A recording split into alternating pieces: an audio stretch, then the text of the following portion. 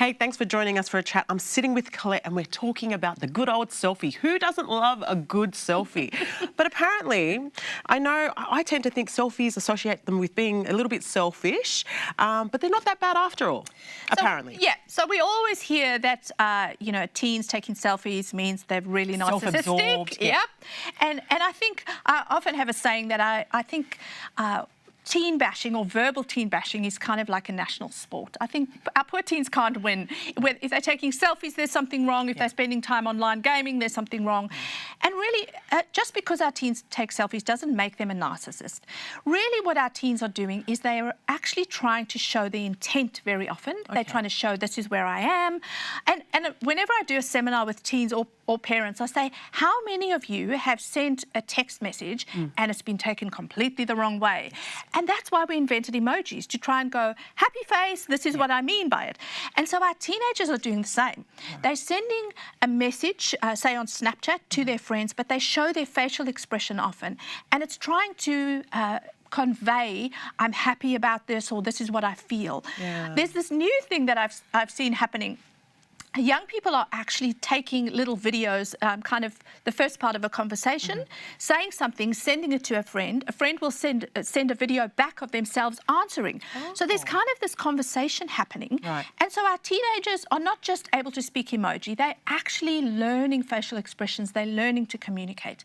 The problem is, though, on any technology and in selfies, some of our children who are vulnerable offline are going to be vulnerable online. Do say that again. I think that's so important, Collett, that you say that. So children who are vulnerable offline are vulnerable as well online. Yes. It's so important as parents that we look out for these things, because that's concerning for me. I think if you have your child, online, everyone's online. Yeah. And so just knowing that they may be susceptible to bullying or whatever it is. Exploitation.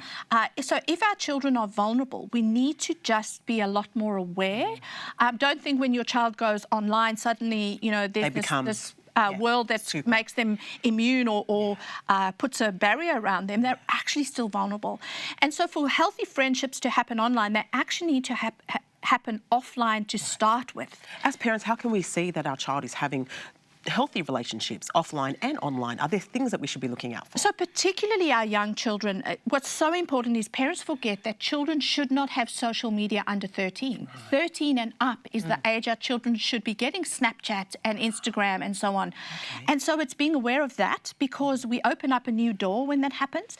And then when our children first get social media, really sit with them, look at the privacy restrictions and so on, talk about content, and keep jumping in, checking in what's going on with your children.